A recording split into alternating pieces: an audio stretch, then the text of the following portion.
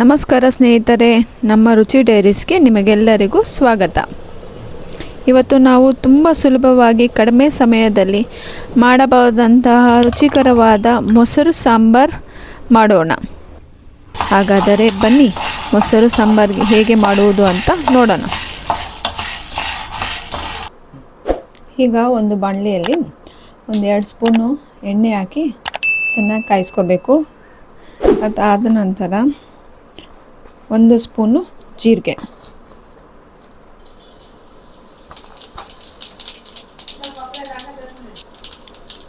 1 ಕೈಡಿಯಷ್ಟು ಬೆಳ್ಳುಳ್ಳಿ, 6-7 ಕರಿಮೆಣಸು ಮತ್ತು 6 ಒಣಮೆಣಸು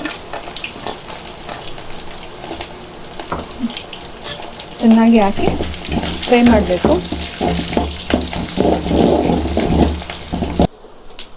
ಇದೆಲ್ಲ ಚೆನ್ನಾಗಿ ಫ್ರೈ ಆದಮೇಲೆ 1 ದೊಡ್ಡ ಈರುಳ್ಳಿ ಹಾಕ್ಕೋಬೇಕು.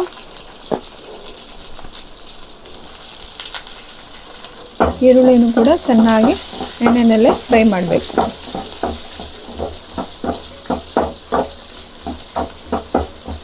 ಈಗ 2 ಟೊಮೊಟೊ ನಾನು ಚಿಕ್ಕ ಚಿಕ್ಕದಾಗಿ ಪೀಸ್ ಮಾಡ್ಕೊಂಡಿರೋದು, ಇದನ್ನು ಚೆನ್ನಾಗಿ ಎಣ್ಣೆನಲ್ಲಿ ಫ್ರೈ ಮಾಡ್ಕೋಬೇಕು.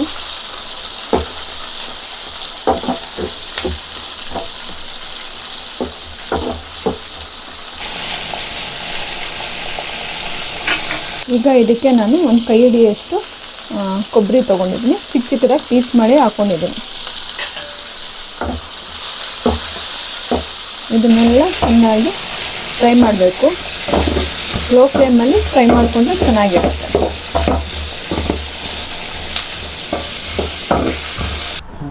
ಒಂದು ಬಾಣಲಿಗೆ 1 ಕಪ್ಪು ಒಣಗಿದ ಅವರೆಕಾಳು ಹಾಕಿ ಚೆನ್ನಾಗಿ ಫ್ರೈ ಮಾಡ್ಕೋಬೇಕು.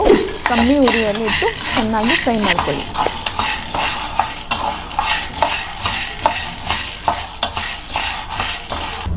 ಒಂದು ಪಾತ್ರೆ ಇಟ್ಟು ಎಣ್ಣೆ ಹಾಕಿ ಚೆನ್ನಾಗಿ ಕಾದ ನಂತರ ಸ್ವಲ್ಪ ಸಾಸಿವೆ,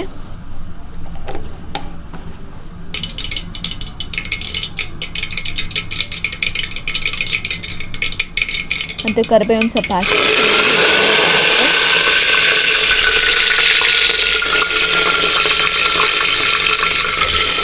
ಸಣ್ಣ ಈರುಳ್ಳಿಯನ್ನು ಚಿಕ್ಕ ಚಿಕ್ಕದಾಗಿ ಕಟ್ ಮಾಡಿ ಚೆನ್ನಾಗಿ ಎಣ್ಣೆಯಲ್ಲಿ ಫ್ರೈ ಮಾಡಿಕೊಳ್ಳಿ.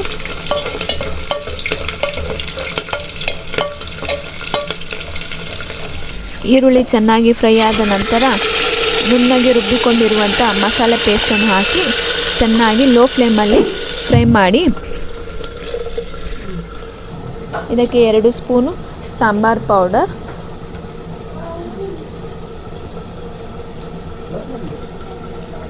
ರುಚಿಗೆ ತಕ್ಕಷ್ಟು ಉಪ್ಪನ್ನು ಹಾಕಿ ಚೆನ್ನಾಗಿ ಲೋ ಫ್ಲೇಮಲ್ಲಿ ಚೆನ್ನಾಗಿ ಮಿಕ್ಸ್ ಮಾಡಿಕೊಳ್ಳಿ.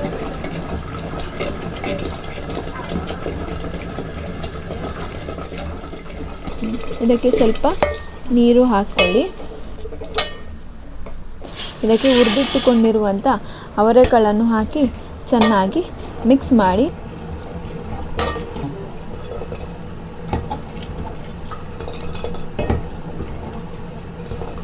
ಒಂದು ಕುದಿ ಬರುವವರೆಗೂ ಮುಚ್ಚಳವನ್ನು ಮುಚ್ಚಿ. ಚೆನ್ನಾಗಿ ಒಂದು ಕುದಿ ಬಂದ ನಂತರ ಗ್ಯಾಸ್ ಆಫ್ ಮಾಡಿ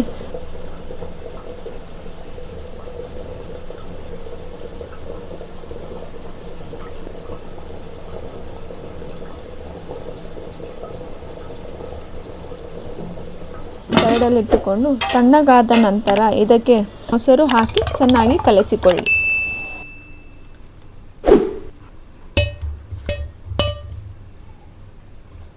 ಅಷ್ಟೇ ಸ್ನೇಹಿತರೆ, ತುಂಬ ಸುಲಭವಾಗಿ ಮತ್ತು ರುಚಿಯಾಗಿ ಮೊಸರು ಸಾಂಬಾರ್ ರೆಡಿಯಾಗಿದೆ.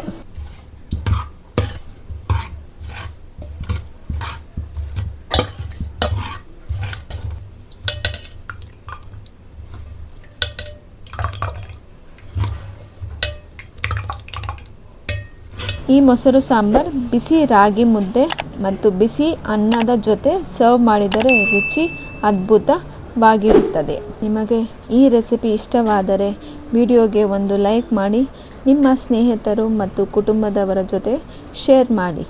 ಈ ರೀತಿ ಇನ್ನಷ್ಟು ರುಚಿಕರವಾದ ರೆಸಿಪಿಗಳಿಗೆ ನಮ್ಮ ರುಚಿ ಡೈರೀಸ್ ಚಾನಲನ್ನು ಸಬ್ಸ್ಕ್ರೈಬ್ ಮಾಡಿ.